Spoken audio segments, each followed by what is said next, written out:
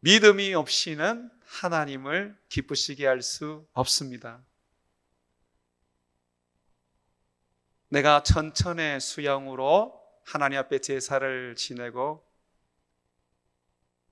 수만금의 금을 가지고 와서 하나님 앞에 예물을 드릴지라도 믿음이 없이는 하나님을 기쁘시게 할 수가 없습니다.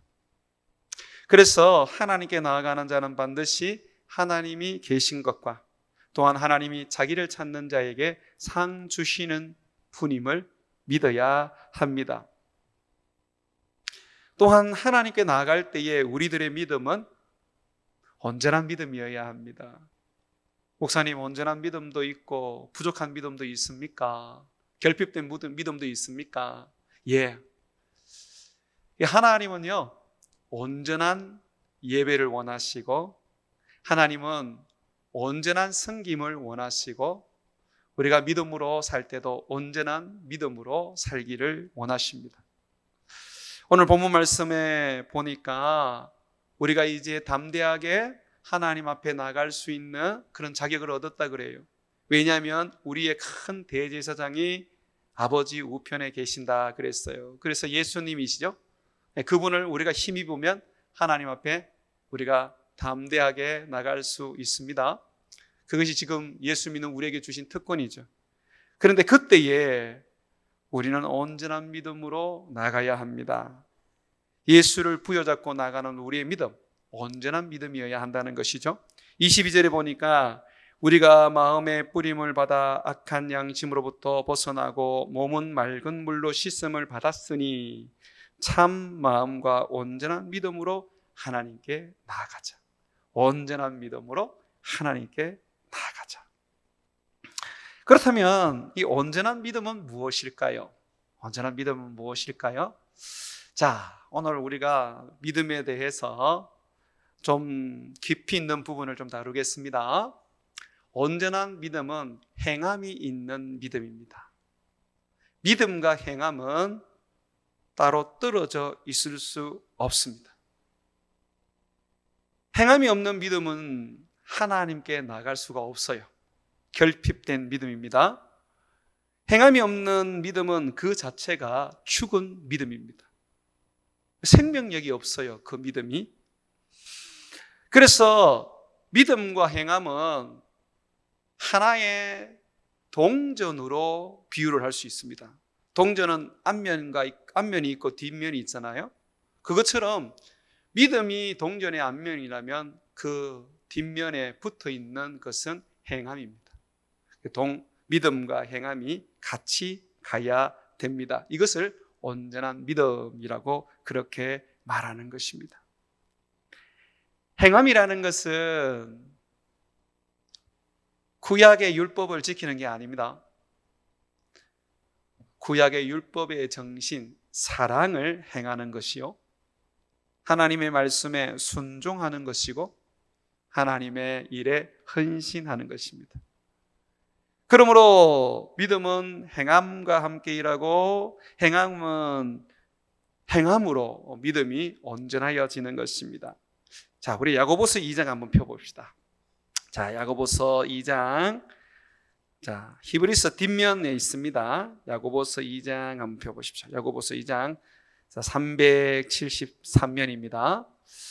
야고보서 2장을 펴보시면 14절에서 17절 말씀을 찾아보시겠는데 거기에 믿음과 행함의 관계를 아주 자세하게 다루고 있습니다. 야고보서 2장 14절과 17절에 보게 되면 내 형제들아, 만일 사람이 믿음이 있노라 하고 행함이 없으면 무슨 유익이 있으리요? 그 믿음이 능히 자기를 구원하겠느냐? 그 믿음이 자기를 구원하지 못한대요. 그럼 그 믿음이 뭐냐? 자, 그 행함이 뭐냐? 여러분 15절을 보니까 만일 형제나 자매가 헐벗고 일용한 양식이 없는데 너희 중에 누구든지 그에게 이르되 평안히 가라, 덥게 하라, 따뜻하게 지내라 이거죠. 배부르게 하라 하며 그 몸에 쓸 것을 주지 아니하면 무슨 유익이 있으리요? 말은 번지르하게 하는데 아무것도 그 사람에게 주지 않는다면 그 사람이 어떻게 배부르게 자신을 할 것이며 추울 때에 덥게 할 것이며 불안할 때에 평안하게 자기를 그렇게 할 수 있겠냐 이 말입니다. 없단 말이에요. 그래서 17절을 보십시오. 이와 같이 행함이 없는 믿음은 그 자체가 죽은 것이니라. 예수님은 믿는데 열심히 기도하고 열심히 신앙생활을 하는데 삶에는 사랑이 없고 하나님의 말씀을 순종하는 순종도 없고 하나님의 일에 있어서 헌신하는 헌신도 없으면 그 믿음이 어떻게 살아있느냐 이 말입니다. 그건 죽은 믿음이라고 성경은 말합니다. 자, 20절부터 한번 보십시오. 자, 야고보서 2장 20절 보시면 아하 허탄한 사람아, 믿음은 있다고 하는데 행함이 없는 사람을 허탄한 사람, 허망한 사람이라고 말합니다.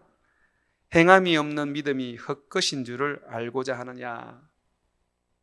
우리 조상 아브라함이 그 아들 이삭을 제단에 바칠 때에 행함으로 어렵다 하심을 받은 것이 아니냐. 하나님께서 이삭을 내게 바쳐라 그렇게 명령했을 때 아브라함에게 말입니다. 아브라함이 하나님의 말씀에 적극적으로 순종하여 이삭을 하나님께 드렸습니다. 그러니까 믿음이라는 것이 그냥 나는 예수님 믿습니다, 나는 예수님 믿습니다 라고 끝나는 것이 믿음이 아니라는 거예요. 온전한 믿음이 아니라는 거예요. 귀신도 예수님을 믿는데요, 하나님의 아들로. 그렇다면 온전한 믿음이 뭐냐? 하나님을 믿는다면 아브라함처럼 하나님을 신뢰하고 하나님을 믿고 하나님 앞에 순종할 줄 알아야 됩니다. 하나님의 말씀에. 여러분, 하나님이 아브라함에게 이삭을 바치라 그럴 때에 아브라함이 이삭을 바쳤어요. 그런데 어떻게 그렇게 자기 아들을 쉽게 하나님께 바칠 수 있었을까요? 하나님에 대한 아주 열심이 있었고 하나님에 대하여 남다른 그런 어떤 충성이 있어서 그렇습니까? 성경은 그렇게 얘기하지 않아요. 아브라함은 하나님이 전능하신 분임을 믿었습니다.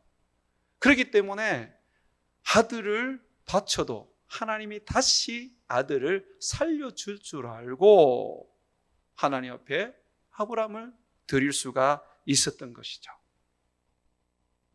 전능하신 하나님, 능치 못할 일이 없는 분이십니다.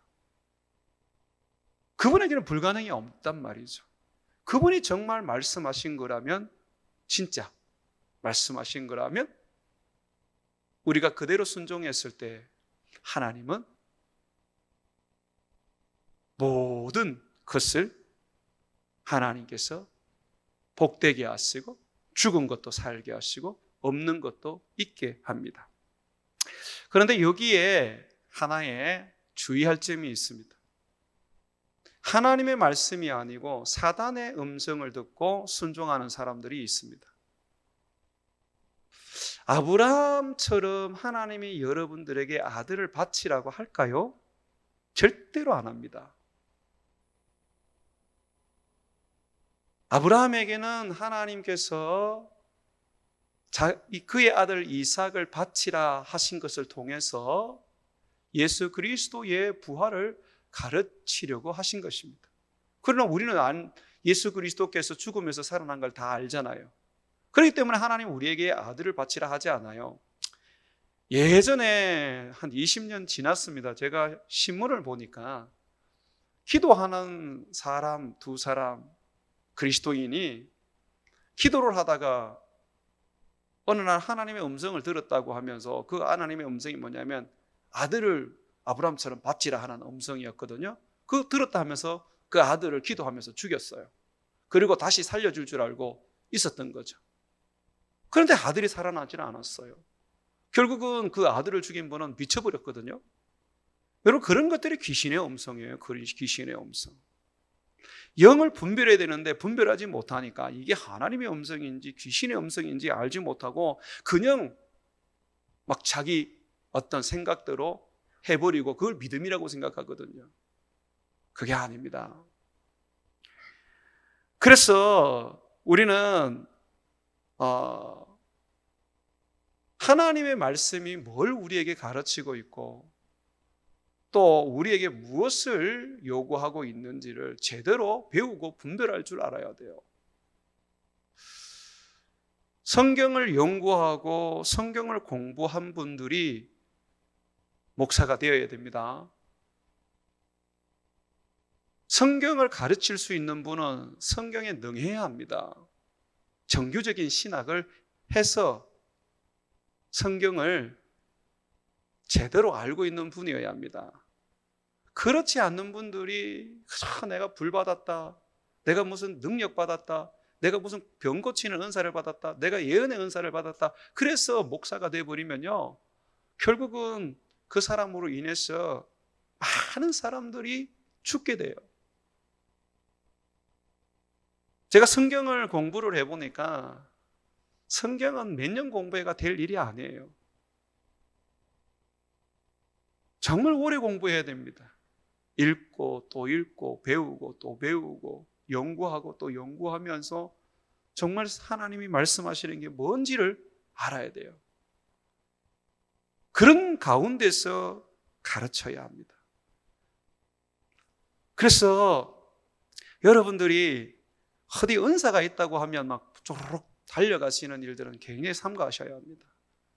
은사는 나타날 줄 모르지만 결국은 영을 분별하지 못하기 때문에 그 일로 인해서 여러분들의 영혼이 파괴될 수가 있습니다.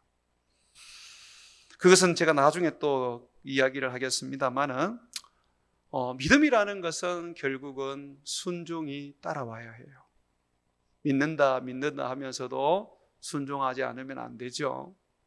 내가 예수님을 믿는다 하면서 예수님이 말씀하신 것을 내가 순종하지 않으면 안 되잖아, 그죠? 여기에서는 형제 자매라는 말을 쓰고 있습니다. 야고보서 2장 15절에 보시면 만일 형제나 자매가 라고 할 때 이 형제와 자매는 여러분 예수 믿는 사람들을 말합니다. 여러분 예수 믿지 않는 사람에 대해서는 여러분들이 할 수 있는 대로 자비와 선을 베풀어라 그렇게 말합니다. 여러분이 할 수 있는 대로. 그런데 예수 믿는 사람, 예수 믿고 거듭난 사람들에게는 여러분들이 정말 그리스도가 사랑하신 것처럼 사랑해야 되고 용서해야 되고 그리고 여러분의 것을 나누어 함께 섬길 수 있어야 합니다. 나중에 여러분이 주님 앞에 섰을 때에 주님이 심판할 때 여러분들이 형제들에게 믿음의 형제 자매들에게 어떻게 했느냐에 따라서 주님이 심판을 하십니다. 내 이름으로 작은 아이 하나에게도 냉수를 대접하면 주님께 한 것입니다. 형제들이 감옥에 있을 때 감옥에 가서 돌아보고 형제들이 병들었을 때에 그 찾아가서 위로해주고 자매들이 고통스러울 때에 가서 함께 울어주고 그렇게 하면 그건 바로 주님께 한 것이라 그러고 그것이 바로 올바른 사랑의 행함이라고 말하고 있어요. 그러니까 예수 믿는 사람과 예수 믿지 않는 사람의 어떤 그런 여러분들이 대하는 것은 좀 차이가 있어야 됩니다. 예수 믿지 않는 사람을 대하듯이 예수 믿는 사람을 대하서는 안 됩니다. 예수 믿는 사람은 여러분의 형제고 여러분들의 믿음의 가정이고 예수 믿는 사람들은 그 안에 하나님이 계시기 때문에 여러분들이 두렵고 좀 떨림으로 섬겨야 돼요. 그래서 말도 좀 조심하고 항상 나보다 낫게 여기고 귀하게 여러분들이 섬겨줄 수 있어야 하는 것입니다. 자, 또 한번 보십시오. 보시면요 25절에 보게 되면 또 이와 같이 기생 라합이 사자들을 접대하여 다른 길로 나가게 할 때에 행함으로 어렵다 하심을 받은 것이 아니냐. 이스라엘 사람들이 여리고성을 이 정탐하러 이제 정탐꾼 둘이를 보냈을 때 발각이 됐었어요. 그런데 그때 기생 라합이 이 정탐꾼 두 사람을 숨겨 주었어요. 그리고 도망가게 해 주었습니다. 하나님의 일에 이렇게 헌신하고 수고하고 예를 쓴 이 기생, 그의 행위가 바로 행함이 있는 믿음의 모습이라는 것입니다. 계속해서 성경을 보게 되면 영혼 없는 몸이 죽은 것 같이 행함이 없는 믿음은 죽은 것이라 말씀하고 있습니다. 내가 예수님을 믿는데도 또 믿음으로 말미암아 이적도 행하고 병도 고치고 귀신도 쫓아내는데도 그 사람의 삶에 선함이 없고 좋은 인격이 없고 또 바르게 살아가는 삶이 없으면 그의 믿음은 헛것이고 그는 그리스도에 속한 사람이 아닙니다. 여러분 안에 믿음이 있다 그럴 때에 또한 여러분 안에 성령이 계신다는 거거든요. 성령이 계시는데 어떻게 내 삶이 변화가 안 돼요? 성령이 계시는데 어떻게 내가 달라지지 않을 수가 있겠어요? 성령이 계시는데 어떻게 내가 악을 행할 수가 있습니까? 악을 행할 때는 양심이 어떻게 고통스럽지 않겠습니까? 성령이 계시는데 죽어가는 사람들을 보면 어찌 살리겠다는 마음이 안 들겠습니까? 거짓 선지자와 참 선지자를 구분할 때 그 사람의 행위를 보고 구분을 합니다. 어떤 능력을 행하느냐가 아닙니다. 우리는 보면 큰 목사는 능력도 많이 나타나야 되고 한번 탁 이렇게 명하면 귀신도 떠나가야 되고 병든 자의 몸에 손 얹고 기도 한번 딱 하면 병도 나아버리고 이래야지 큰 목사가 능력 있는 목사라고 생각합니다. 그런데 성경은 그렇게 얘기하지 않아요. 성경은요, 열매를 보아서 그 사람을 알 수 있다라고 말합니다. 우리 마태복음 7장 한번 찾아보겠습니다. 마태복음 7장. 자, 마태복음 7장입니다.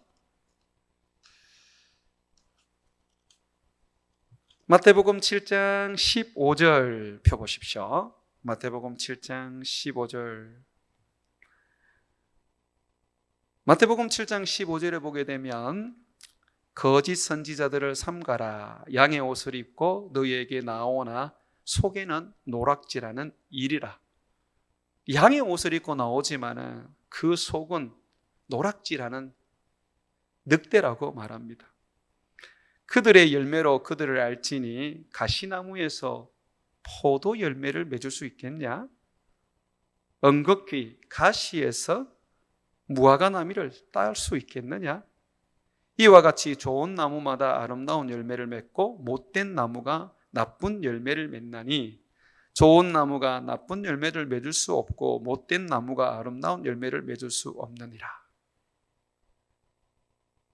아름다운 열매를 맺지 아니하는 나무마다 지켜 어디로 던져집니까? 풀에 던져지느니라. 지옥으로 다 들어가요. 그러므로 그들의 열매로 그들이 알리라. 나더러 주여 주여 하는 자가 다 천국에 들어갈 것이 아니요 다만 하늘에 계신 내 아버지의 뜻대로 행하는 자라야 들어가리라. 행함이 있어야 된다는 것입니다. 그날에 예수님이 심판할 때에 많은 사람들이 나더러 이르되 주여 주여 우리가 주의 이름으로 선지자 노릇을 하였습니다. 이적과 기적을 행하고 예언과 방언과 병곤침과 귀신을 내어 쫓았습니다.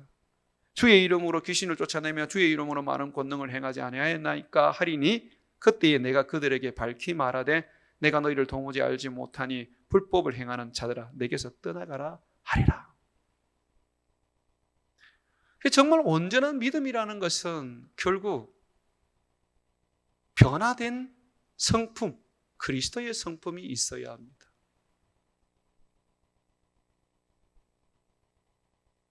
우리가 예수 그리스도를 믿고 난 다음에 가장 많은 마음의 고민과 어떤 힘겨움이 있어야 되는 것은 먹고 사는 게 아니라 예수님의 성품을 담지 못하고 있는 것에 대한 괴로움이어야 합니다. 저는 한때 청년들에게 그런 얘기를 했어요. 믿음 좋은 사람보다, 다시 말해서 믿음의 어떤 열심을 가지고 살아가는 사람보다 성품 좋은 사람하고 결혼해라 라고 얘기를 했습니다. 불신자와 결혼하라는 게 아니에요. 예수님 믿기는 믿는데 보기에는 믿음은 별로 없어요. 그런데 성품이 되게 좋아. 그럼 그 사람을 선택하라고 그랬어요. 믿음이 좋은데 어떤 성품이 별로 좋지 않다. 제가 볼 때는 그 믿음은 종교적 열심입니다. 정말 믿음이 좋다는 것은 내 안에 예수님이 충만하게 계신다는 것이잖아요. 내가 바뀌어야죠. 겸손함으로 바뀌고 온유함으로 바뀌고 긍휼히 여김으로 바뀌고 사랑으로 바뀌고 그렇게 바뀌어야죠.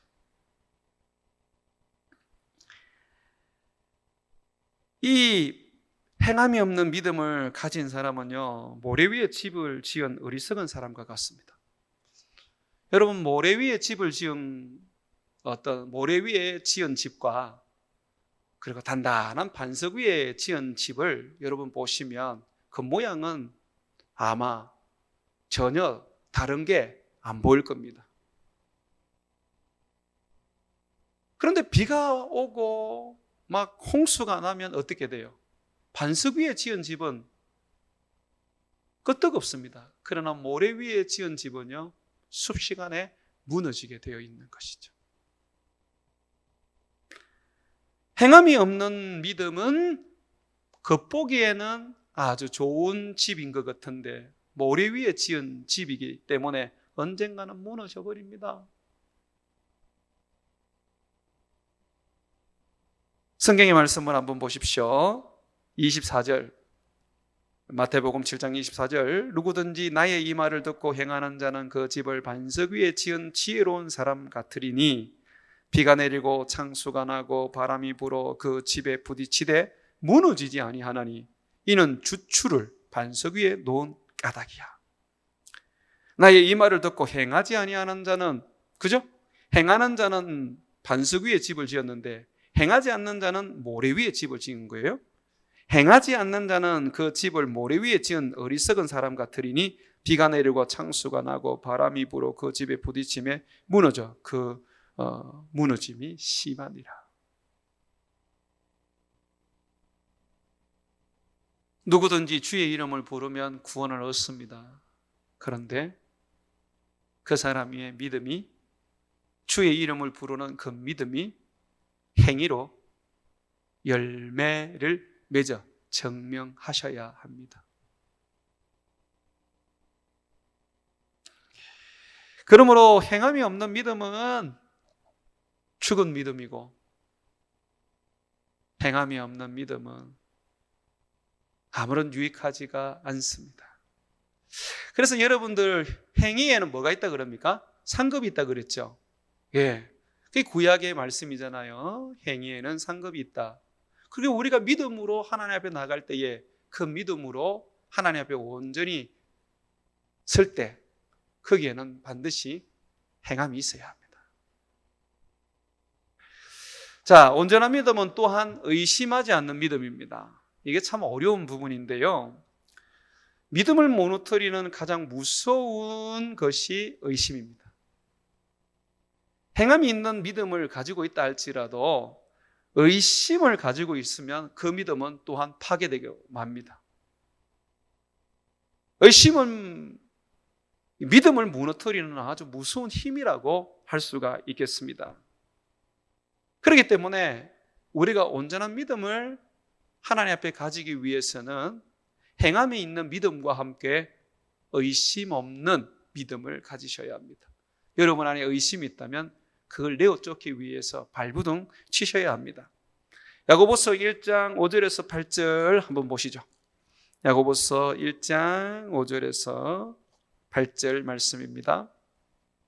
야고보서 1장 5절에서 8절 말씀입니다. 신약 성경 369면 보십시오. 너희 중에 누구든지 지혜가 부족하거든 모든 사람에게 후히 주시고 꾸짖지 아니하시는 하나님께 구하라. 그리하면 주시리라. 오직 믿음으로 구하고 조금도 의심하지 말라. 의심하는 자는 마치 바람에 밀려 요동하는 바다 물결 같으니 이런 사람은 무엇이든지 죽게 얻기를 생각하지 말라. 두 마음을 품어 모든 일에 정함이 없는 자로다. 믿음을 가지고 있는 사람이요, 의심을 가지게 되면 두 마음을 가지게 됩니다. 그래서 사단이 믿음을 가진 여러분들에게 와서 여러분의 믿음을 파괴시킬 때 가장 잘 쓰는 게 뭐냐 하면 의심입니다. 의심. 싹 의심을 이렇게 심어줍니다. 정말 하나님이 그렇게 해주실 것 같아? 야, 하나님이 정말 너희에게 이런 축복을 주실 것 같아? 야, 네가 이렇게 기도하면 응답될 것 같아? 의심을 심어줘 버립니다. 그게 사단이 하는 일입니다. 그래서 여러분들이 믿음으로 살아가는 여러분들이 의심이 생길 때 사단이 들어왔구나 하고 바로 캐치하셔야 됩니다. 사단이 들어왔네? 사단이 나한테 지금 의심을 심어 내 믿음을 파괴시키고 있구나 라고 빠르게 여러분들이 그것을 인식하셔야 합니다. 우리가 의심하지 않고 살아간다면 우리의 믿음은 온전한 믿음이고 그것은 하나님 앞에 이루어지는 축복으로 나타납니다.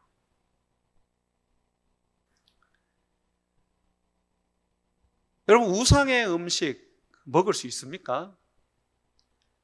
여러분들 가정들 다 믿는 분들이 가정이고 식구면 몰라도 믿지 않는 식구들이 있는 집에는 어쩌다가 한 번씩 가다 보면 제사를 지내는데 가지 않습니까? 내가 그 제사를 지내지 않았다 할지라도 그 제사의 음식, 그 조상에게 드렸던 그 하나의 그 제사의 음식 여러분 먹을 수 있습니까? 성경은 우리에게 뭐라고 가르치느냐 하면 믿음으로 먹으면 모든 것이 깨끗하고 정하다 그랬습니다. 믿음으로 행하면 된다 그랬어요. 옛날에 구약 백성들은 부정한 짐승이나 우상의 음식을 먹으면 절대로 안 됩니다. 그들은 부정하게 되고 그것으로 인해서 하나님으로부터 떨어져 나갈 수가 있습니다. 그런데 바울 사도는 말하기를 믿음으로 우상의 음식을 먹으면 그것은 아무런 문제가 되지 않는다 그랬어요. 그러나 반대로 조금이라도 그 음식에 대하여 의심을 가지게 되면 도리어 그 의심으로 인하여 죄가 되어서 결국 그것은 우리의 믿음을 파괴하게 됩니다. 로마서 14장 23절에 보게 되면 의심하고 먹는 자는, 여기서 의심하고 먹는 자는 여기 우상의 음식이거든요. 정죄되었나니 이는 믿음을 따라 하지 아니하였기 때문이라. 믿음을 따라 하지 아니하는 모든 것이 다 죄니라.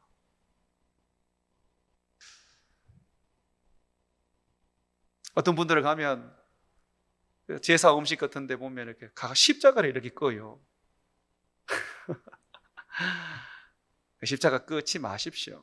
또 어떤 분들은 막 이래요. 뭐 하세요? 그러면 피를 뿌린대요. 피 뿌리지 마세요. 그런 것은 전부 다 잘못된 신앙입니다.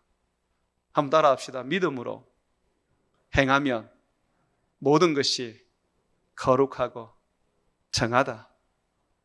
믿음으로 하십시오.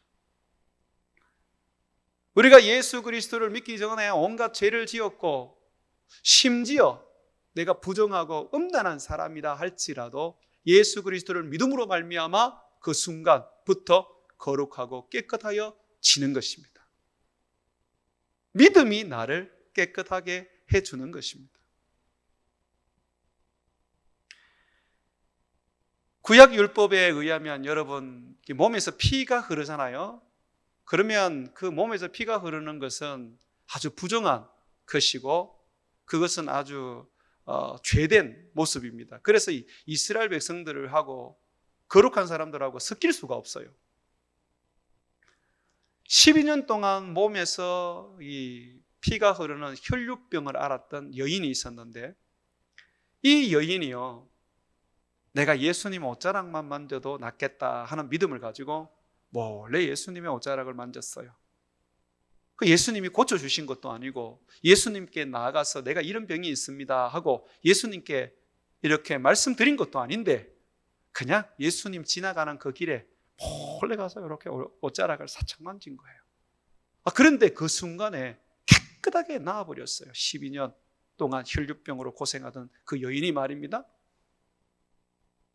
예수님께서 가다가 갑자기 길을 떡 멈추시고 돌아보면서 누가 나를 만졌느냐 하고 물어요. 그랬더니 제자들이 예수님, 수많은 사람들이 지금 예수님을 밀고 당기는데 누가 만졌는지 어떻게 알겠습니까? 근데 그때 예수님이 하시는 말씀이, 야, 여기에 수많은 사람들이 나를 만져도 한 사람에게 내 능력이 나갔다. 누가 나를 만졌느냐? 그때의 12년 동안 혈류병 앓았던 여인이 무릎을 꿇고, 예수님, 제가 바로 그 사람입니다.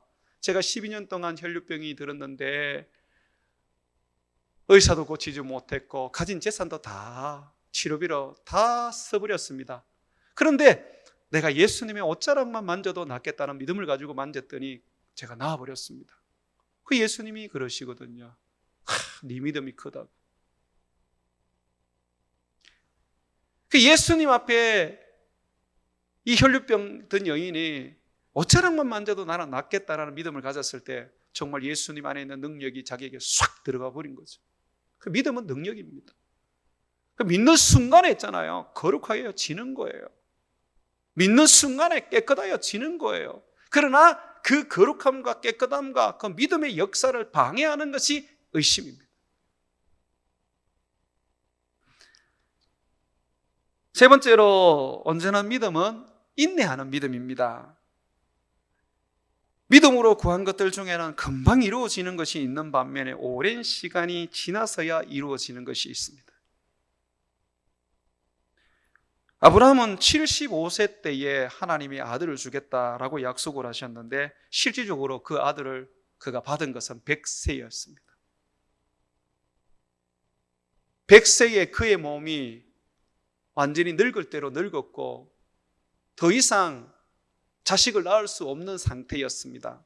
뿐만 아니라 그의 아내도 그랬죠. 90세의 나이에, 여자 나이 90세에 아이 낳는다는 게 얼마나 어렵습니까? 불가능에 가깝지요. 하나님께서는 정말 약속만 하시고 안 주셨어요. 그런데 오랜 시간이 지나서 마침내 100세의 아들을 얻었습니다.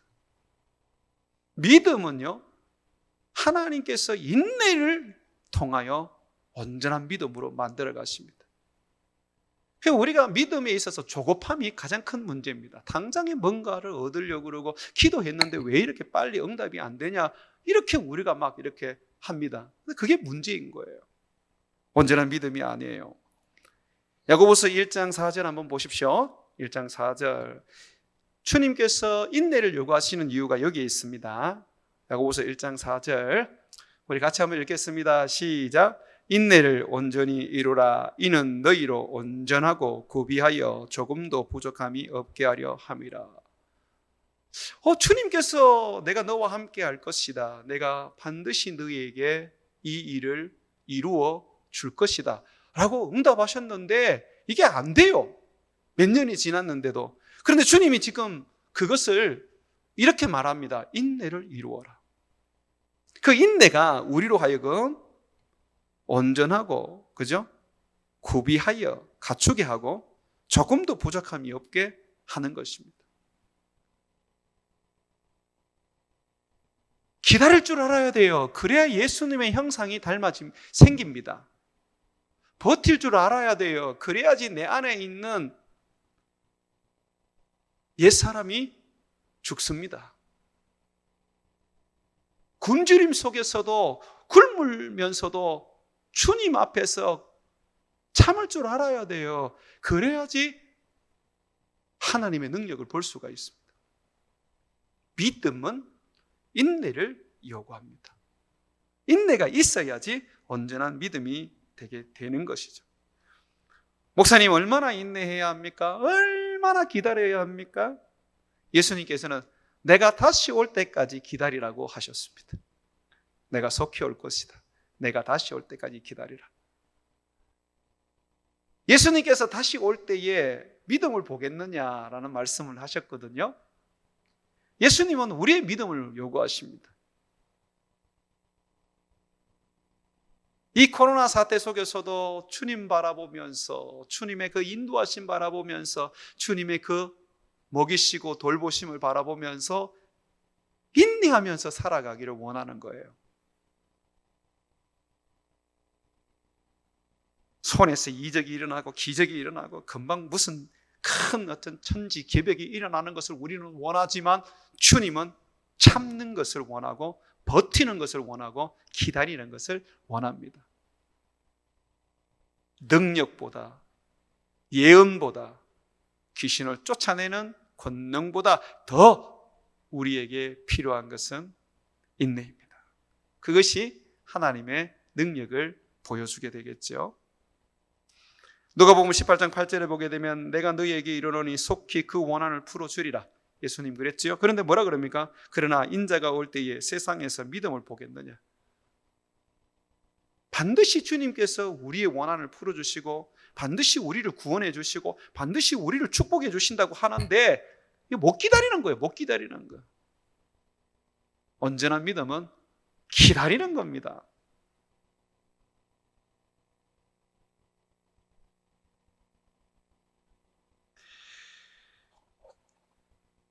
상주 베들로 교회가 개척한 지 한 4년 됐습니다. 재정 독립하고 그렇게 그래도 멤버들을 좀 갖추어서 그렇게 교회가 시작되었습니다. 그런데 개척교회다 보니까 코로나 사태가 오면서 보니까 이제 성도들이 힘에 겨우니까 이렇게 한 분, 두 분 떠나기 시작하시는 거예요. 너무 힘들어졌어요. 그래서 상주 베드로교회 개척하신 우리 목사님이 참 많은 고민을 가지고 있더라고요. 그래서 제가 그분에게 그랬습니다. 최근에 얘기했습니다. 좀 더 기다리면 안 될까 그랬어요. 주님께서 원하신다면 주님께서 이 상주에 주의 교회를 세우시고 주의 백성들을 구원해 내시겠다고 약속을 주셨다면 좀 더 기다리면 안 될까? 좀 더 버티보자. 이 버티는 것이 믿음일까? 여러분, 버티는 것이 온전한 믿음으로 가는 모습입니다. 좀 버틸 줄 알아야 돼요. 하나님이 역사하실 때까지. 하나님께서 모든 문제를 해결해 주실 때까지. 저는 요즘 주님께서 약속하신 것은 반드시 이룬다는 그런 어떤 믿음을 좀 많이 내 가슴 속에 품고 있습니다. 그래서 주님께서 약속하신 것이 이루어질 때까지 내가 할 수 있는 것은 기도하고 기다리는 것이다 라고 생각을 합니다. 그래서 제가 요즘은 인내를 많이 훈련을 합니다. 기도하면서 많이 인내를 훈련합니다. 기다리자. 우리 성도들의 모습들을 보면서 좀 더 기다리자. 우리 교회의 어떤 사역을 보면서 좀 더 기다리자. 특히 코로나 사태 속에서도 지금이라도 당장 뛰어나가서 전도하고 선교하고 싶지만 기다리자. 하나님께서 그 뜻을 이룰 때까지 기다리자. 그것이 온전한 믿음으로 나아가는 길이라고 저는 믿고 있습니다. 기다리지 못하면요 어떻게 되느냐 하면 자, 디모데전서 4장 1절과 2절에 보게 되면 성령이 밝히 말씀하시기를 후일에 어떤 사람들이 믿음에서 떠나 미혹의 영과 귀신의 가르침을 따르리라 하였으니 자기 양심의 화인을 맞아서 외식함으로 거짓말하는 자들이라. 결국은 기다리고 인내하지 못함으로 인해서 그 답답함을 못 이기고 온전한 믿음으로 나가지 못해서 믿음에서 파선해서 결국 이단에 빠지게 됩니다. 이단에 빠진 사람들의 대부분의 문제가 결국 믿음을 떠나게 되는 것입니다. 못 믿는 거예요. 하나님을 끝까지. 예수님을 끝까지 의지하지 못하는 거예요. 지금 당장 나타난 어떤 사람, 그 사람이 마치 메시아 같고 그 사람이 마치 구원자 같은 거예요. 주님이 오실 때까지 끝까지 믿음으로 한번 견뎌보십시오. 사랑하는 우리 성도 여러분, 온전한 믿음으로 주님 앞에 나가야 합니다. 온전한 믿음을 가지기 위해서는 행함이 있는 믿음이 되어야 하고, 또한 온전한 믿음이 되기 위해서는 의심하지 않는 믿음이 되어야 하고, 그리고 마지막으로 인내하는 믿음을 가지셔야 합니다. 끝까지 참아보십시오. 하나님의 역사가 여러분의 삶에 드러날 것입니다.